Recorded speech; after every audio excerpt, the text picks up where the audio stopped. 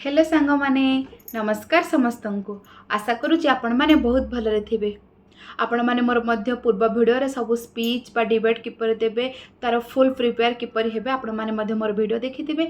आज मु आपण मानक पई नै आसीची किपरि सुभाष चंद्र जयंती रे आपण माने स्कूल लेवल हे जाऊ बा कोनोसी टारे जेतेबेले सुभाष चंद्र को जयंती विषय कहउचंती किपरि स्पीच बा डिबेट प्रिपेयर करिवे सुनिबा बे। बरण्य विचारक मंडली ज्ञाति सुज्ञाति मंडली एवं मोर उपस्थित प्रतियोगी प्रतिभागी भाई और भौणी माने आजिकार यही पवित्र सुभाष चंद्र बोस विषय मत कि कहबार सुजोग मिलथार मो निजको धन्य मन करी।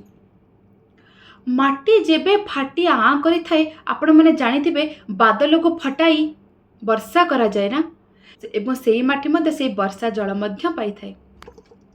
जेतबेले सेही शस्य श्यामला आज मोर एई माटी क्रूर विदेशी हाथ में शासित हुए निज संतान मानकर दुखद आवाज शुणे एवं तांकठु मध्य सेही बुकु फटा चित्कार शुणे ताको शांत करबा पई केतेक वीर पुरुष माने मध्य जन्म नैथिले।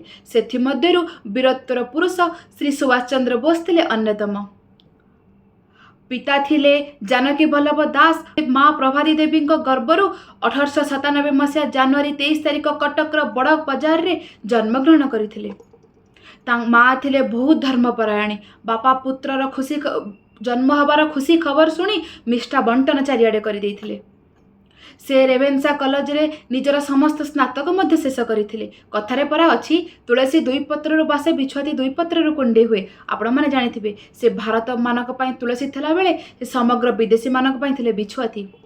1921 मसीह से महात्मा गांधी को सहित मिसी असहयोग आंदोलन करबा संगे संगे कांग्रेस रे मध्य जोग देइथिले। जेतबेले स्लोगान दियंती से मते रक्त दियो मु तुमको स्वाधीनता देवी आपण माने सुनिथिबे सेही स्लोगान आज मध्य समग्र महासंग्राम मानकरू महासंग्राम रे झास दबा पई मध्य प्रेरणा दे दिए एवं से जर्मन रे बंदी थिबा समस्त भारतीय माननको एकजुट करी से आजाद हिंद फौज मध्य गठन करिथिले। इंग्लैंड रो कोहिमा ठारे से निजर भारत रो पताका को मध्य उड़ाई देइथिले एवं से जेतबेले इंग्लैंड जाई आईएएस परीक्षा चतुर्थ स्थान अधिकार करथिले तथापि से इंग्रेज मानक आगे मुंड नुआई नथिले। से निजे थिले निज देशप्रेमी। कथारे परा अछि जहा को माटी मार मोह लागिछि से किपरि बा चुप होई बसिबो। आशा करुछि मोर ए वीडियो आपण मानको किछि देइथिबा सुभाष चंद्र बोस विषय तो मु एति कहि मोर वक्तव्य शेष करुछि। जय हिंद।